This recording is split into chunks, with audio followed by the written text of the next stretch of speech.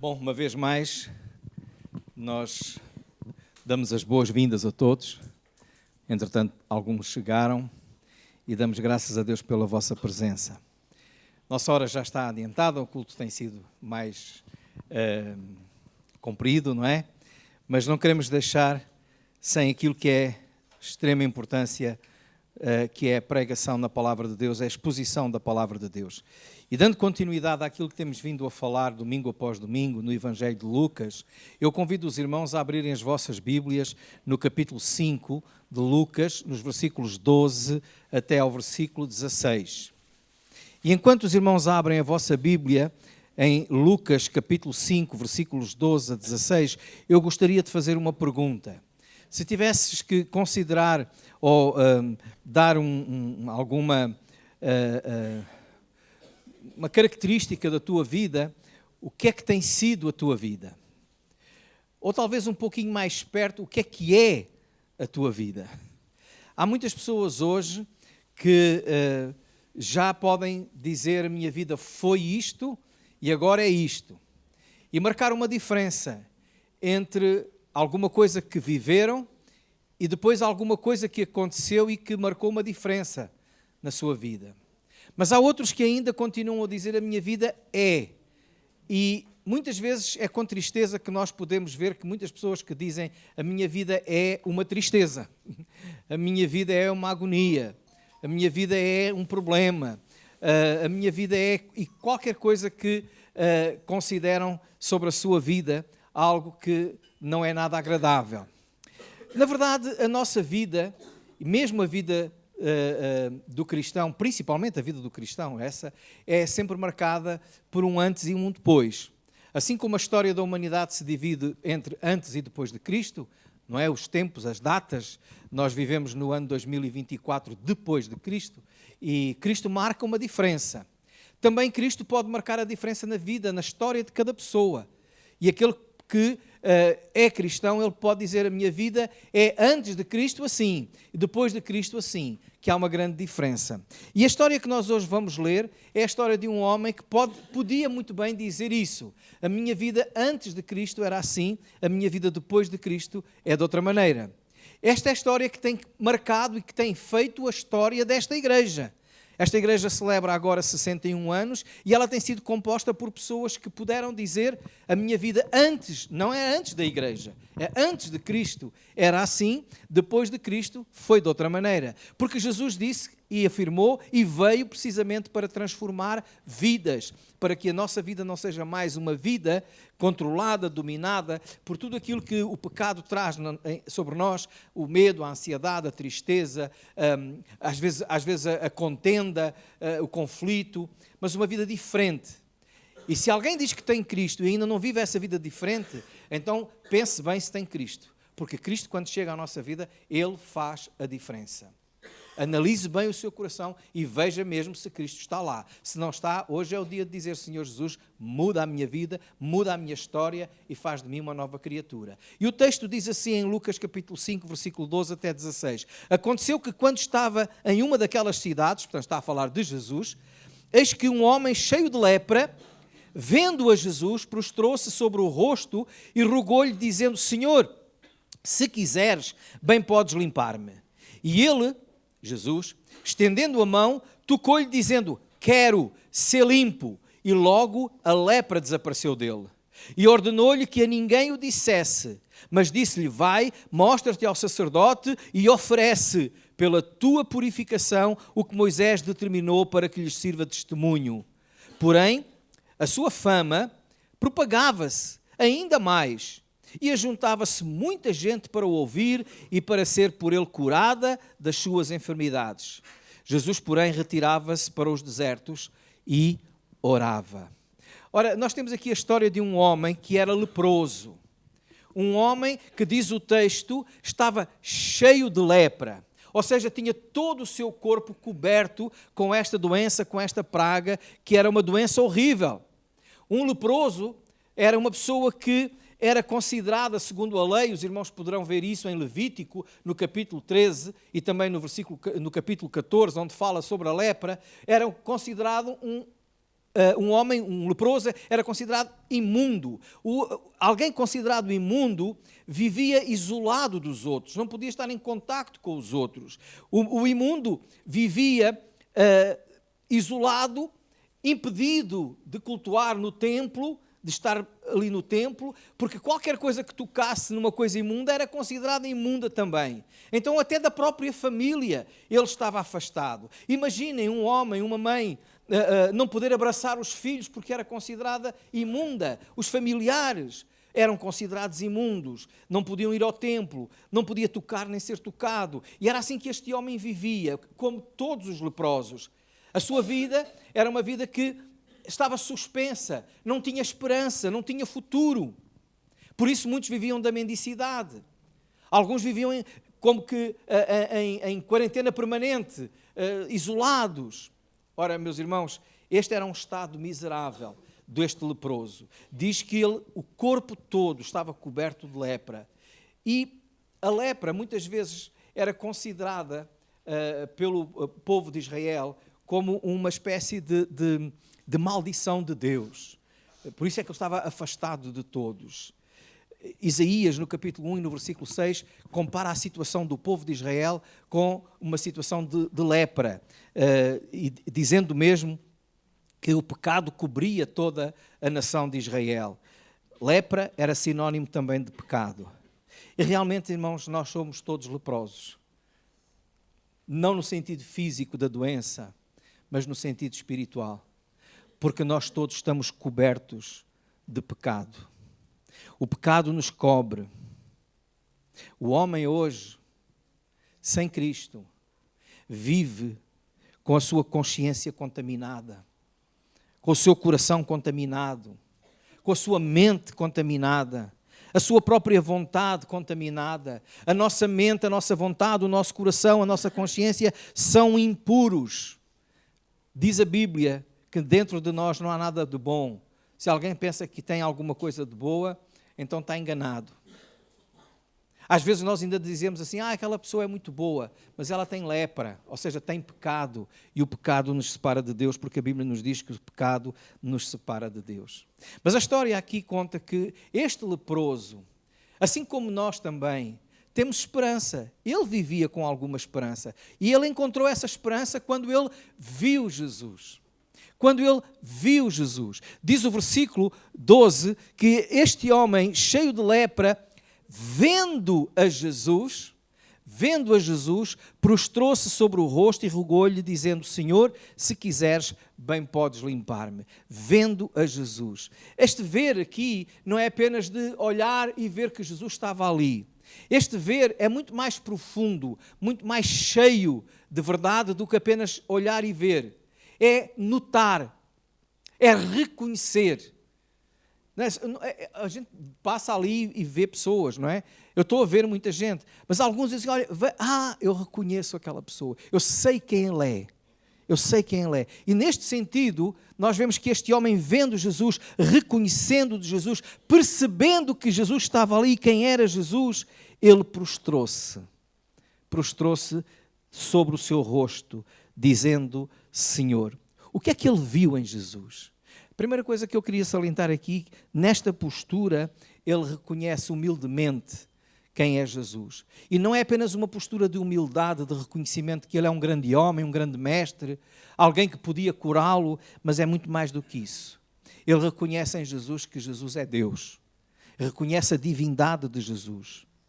Ele tomou uma atitude semelhante àquela que Tomé, depois da ressurreição, quando Jesus apareceu aos discípulos, quando ele viu que Jesus estava vivo, ele disse, Senhor meu e Deus meu. E diz lá em João capítulo 20, versículo 28, que Tomé também se prostrou. E prostrar significa ajoelhar e pôr o rosto no chão. Foi assim que ele, nesta postura. Agora, para um judeu, colocar-se nesta posição, só diante de Deus. Só diante de Deus. Eles lembravam a lei que dizia para não fazer imagens, para não se prostrar diante delas. E não. Vejam Sadraque, Mesaque e Abdenego, na história de Daniel, quando mandaram prostrar-se diante da estátua, eles ficaram de pé. Este homem prostrou-se diante de Jesus, reconhecendo a sua divindade. Pedro já tinha feito isso. Neste mesmo capítulo 5, Na passagem que tínhamos lido antes, na outra semana, quando naquela altura da pesca maravilhosa, ele se prostra diante de Jesus, no versículo 8, diz: Pedro prostrou-se aos pés de Jesus, dizendo: Senhor, ausenta-te de mim, porque eu sou um homem pecador. Ou seja, Senhor, tu és santo, mas eu sou pecador. Então é esta atitude que o leproso tem. Eu sou imundo, eu sou impuro. Mas Senhor, tu és Deus Todo-Poderoso. E o que é que ele viu mais quando olha para Jesus? Ele diz: se quiseres, bem podes limpar-me. Ele não vê só que Jesus é divino, mas ele reconhece que Jesus é soberano. É soberano. É o Senhor dos senhores. É o reconhecimento da soberania. Dizendo: tu podes, mas tu tens que querer. Se tu quiseres. Nós não recebemos nada, meus irmãos, por nossos méritos. Nós não recebemos nada por exigirmos a Deus. Algumas pessoas hoje andam a ensinar que a gente tem que exigir, determinar, ordenar a Deus para fazer. Ou então nem precisa de pedir, só tem que agradecer porque Deus já fez. Não é? Irmãos, isso não tem fundamento bíblico nenhum. Porque tudo que nós recebemos é pela graça de Deus. E graça é um favor que não se merece. Se nós exigirmos, nós estamos a afrontar Deus. Nós não temos direitos. Nós temos privilégio de receber pela graça aquilo que o Senhor quiser. Por isso ele diz: se tu quiseres, nós devemos reconhecer que é Ele que faz em nós o que quer fazer, quando quer fazer e como quer fazer. E nós só temos que reconhecer a sua soberania. Quando oramos, nós não exigimos a nossa vontade. Nós não rogamos pela nossa vontade. Nós temos que dizer, como este homem, numa atitude de humildade e de reconhecimento da soberania de Deus: Senhor, se tu quiseres, tu tens poder. Fé, segundo aquilo que nos é dito em 1 João, no capítulo 5, versículo 14, não é pedir tudo crendo que Ele vai fazer. O que lá diz em 1 João é: esta é a confiança que temos nele, que se pedirmos alguma coisa segundo a sua vontade, Ele nos ouve. Se tu quiseres. Ainda há gente que diz: eu determino, porque eu sou filho do rei e tudo é meu. É tudo do rei. Não. Não é. Enquanto o rei for vivo, ninguém vai herdar nada. E o rei não morre. Ele é que nos vai dar a herança no dia em que Ele quiser. Quando nós nos humilharmos debaixo da sua potente mão. Porque diz em Tiago, capítulo 4, versículos 6 e 7, que Deus resiste aos soberbos, mas dá graça aos humildes. Deus resiste aos soberbos. Se nós viermos pensando que vamos exigir de Deus alguma coisa, não, nós temos é que humilhar debaixo da mão de Deus, suplicando: Senhor, se tu quiseres, tu podes. Também Ele reconhece uma outra coisa. Ele reconhece o tu podes, ou seja, tu tens poder. Ele reconhece o poder de Deus. Nós, neste Evangelho de Lucas, já vimos no capítulo 4, a multidão admirada pelo poder que ele tinha sobre os demónios, sobre o mundo espiritual. Também já vimos no capítulo 5, Jesus manifestando o seu poder sobre a criação, dominando a criação, quando ele disse: lancem as redes para aquele lado, e pescaram aquilo que nunca tinham pescado a noite toda. Também já vimos, agora, Jesus tendo poder sobre as doenças. E ainda mais, logo a seguir nós vamos ver como Jesus tem poder para perdoar pecados. Este capítulo nos fala do poder de Jesus, porque Ele é o único que é todo-poderoso. E este Deus grandioso, em misericórdia, em graça, em poder, respondeu ao leproso: quero. Mas antes diz o texto que Jesus, estendendo a mão, versículo 13, tocou-lhe, dizendo: quero ser limpo. Este estender a mão não foi apenas um tocar no leproso, assim com a ponta dos dedos. Não foi apenas pôr uma mão na cabeça do leproso. O estender a mão, quando nós estudamos o sentido desta frase, significa ir com força ao encontro daquele leproso. Ir ao encontro do leproso, indo na direção do leproso. Alguns comentaristas dizem que esta é a expressão usada para um abraço. Para um abraço. Jesus não foi assim de longe tocando com medo de ser contaminado com a lepra. Ele foi ao encontro por inteiro, ao encontro daquele leproso. Isaías diz, no capítulo 5, no capítulo 59, no versículo 1, eis que Deus não tem a sua mão encolhida para que não possa salvar, nem o seu ouvido agravado para que não possa ouvir. Meus irmãos, meus amigos, não importa o estado em que nós estamos, não importa o estado em que está a tua vida, não importa como tu estás, Deus vem ao teu encontro, Jesus vem ao teu encontro e disponibiliza toda a sua graça e o seu poder para te libertar e para te salvar. Foi isso que ele fez com o leproso. Este gesto de Jesus é revelador do seu grande amor por nós. Tocou-lhe, abraçou, agarrou, não o desprezou. Ninguém tocava num leproso. Todos fugiam do leproso. Mas Jesus foi ao seu encontro, mesmo estando ainda leproso. E ele tocou quando ele ainda estava leproso. Lembrando-nos aquilo que Paulo diz em Romanos capítulo 5, versículo 8, Deus prova o seu amor para conosco, em que Cristo morreu por nós, sendo nós ainda pecadores. Tu podes ainda não ter confessado o teu pecado. Tu podes ainda estar de costas viradas para Deus, mas fica sabendo que Deus te ama e Deus quer te salvar. Este é o amor de Deus.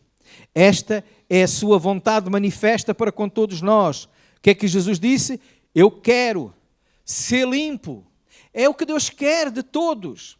Em 2 de Pedro, capítulo 13, versículo 9, diz, Deus quer que todos venham a arrepender-se. Essa é a vontade de Deus. Em 1 Timóteo 2,4 diz que Deus quer que todos os homens se salvem e venham ao conhecimento da verdade. Deus não exclui ninguém, Deus quer que todos se salvem.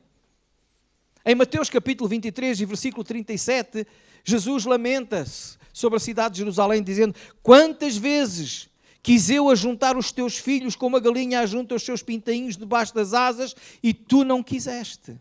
Ou seja, a vontade de Deus, o que Deus quer, o plano de Deus é salvar todos. Infelizmente, nem todos vão ser salvos. Porquê? Tal como Jesus fala de Jerusalém, tu não quiseste. Ele quer salvar-te. E tu queres ser salvo? E tu queres ser salvo pela graça de Deus, mesmo sem mereceres?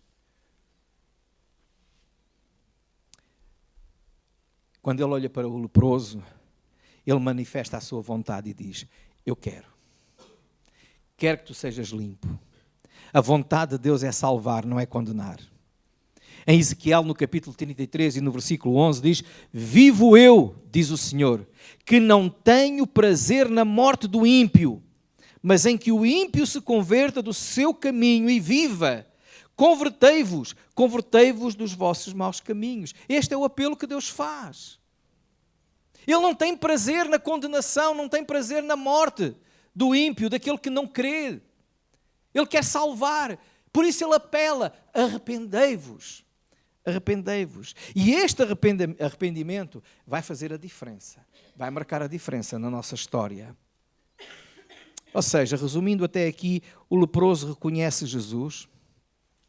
Jesus cura e salva o leproso pela sua graça, pela sua vontade.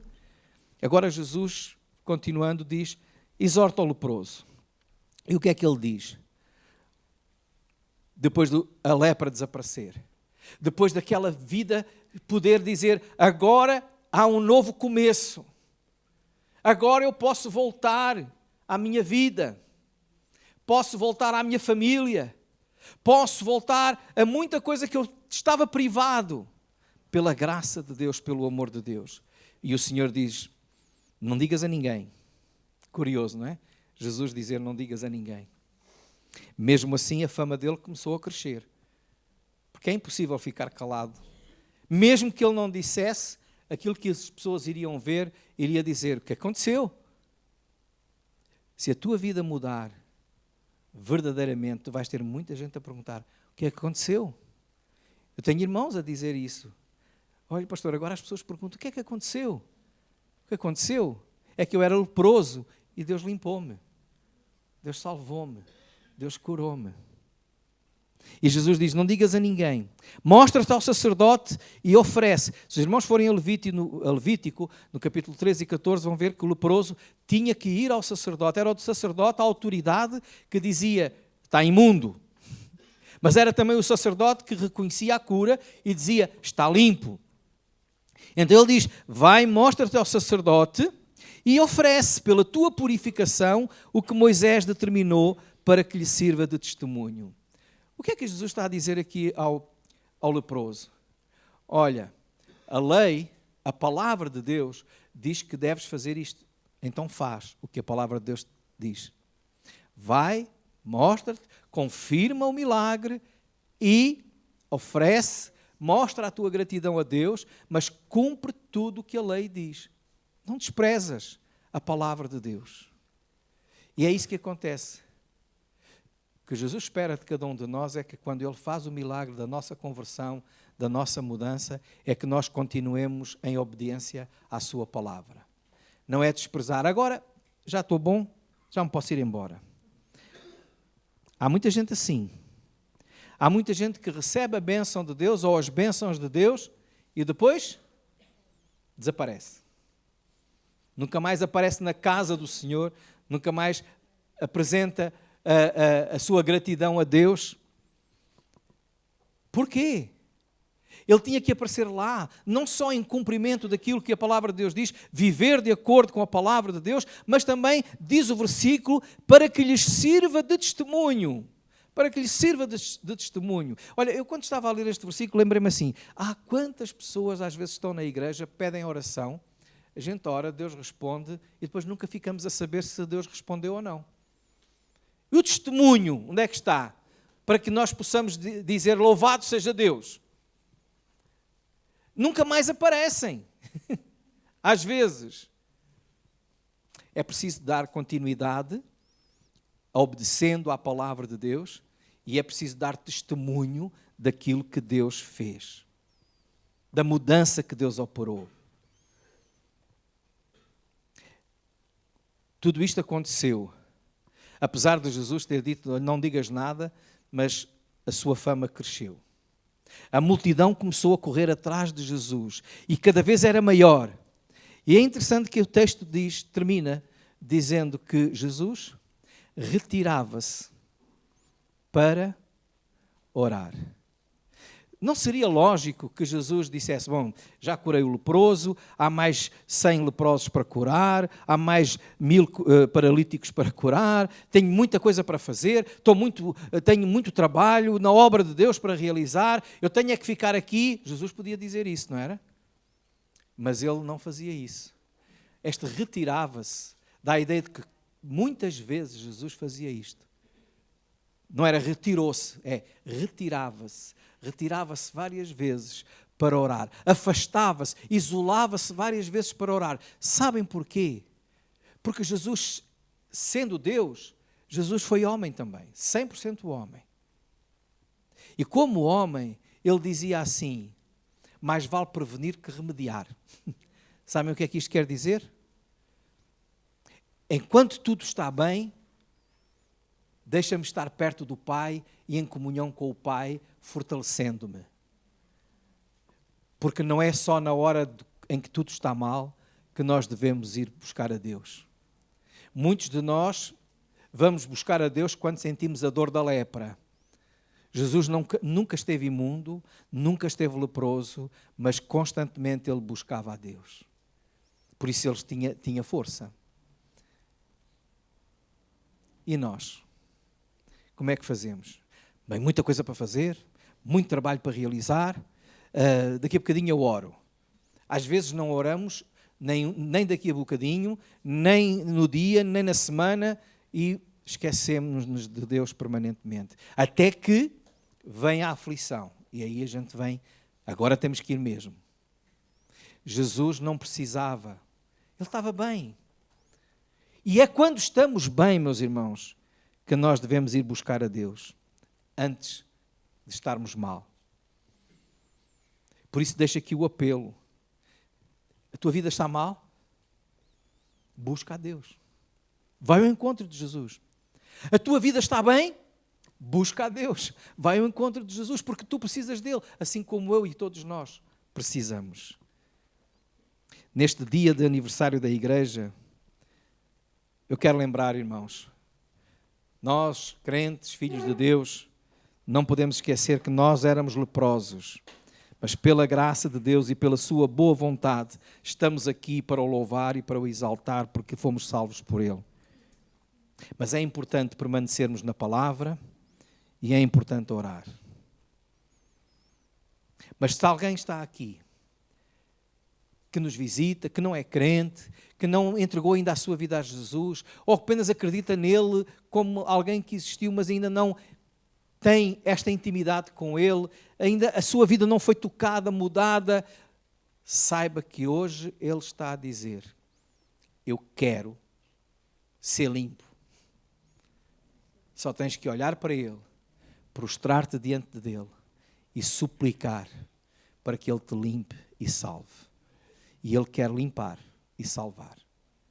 Se hoje tu queres dar a tua vida a Jesus, tu podes fazê-lo. Podes fazê-lo. Vamos curvar as nossas cabeças. Senhor Jesus, nós reconhecemos que Tu és Deus. E Tu conheces o coração, a mente, o íntimo de cada um que está aqui nesta manhã.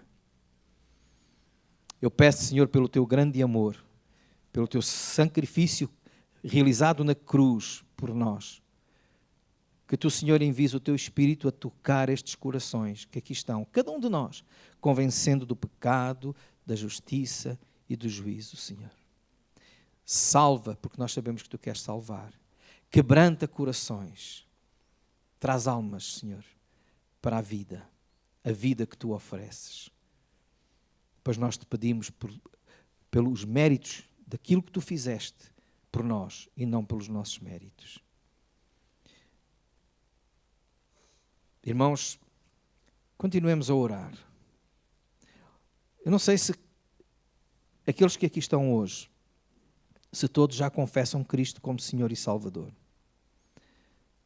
Se alguém não confessa, diga hoje a Jesus: Jesus, eu sou um pecador. A minha vida precisa de mudar. Eu não consigo mudar a minha vida. Vem ao meu coração, limpa a minha alma, perdoa os meus pecados e salva-me. Faz esta oração e hoje mesmo a tua vida velha morrerá e a tua vida nova nascerá, porque a palavra de Deus é fiel e é isso que ela promete. Uma vez mais, Pai nosso, nós queremos dar-te graças pela Tua palavra, que ela fique gravada nos nossos corações, trabalhe na vida dos Teus filhos, provocando, Senhor, em nós mais consagração, mais dedicação, mais fidelidade a Ti, Senhor. E naqueles que hoje estão aqui que ainda não Te conhecem, que Tu, Senhor, possas abraçá-los também, tocar-lhes e trazê-los para Ti. Pois nós Te pedimos em nome de Jesus.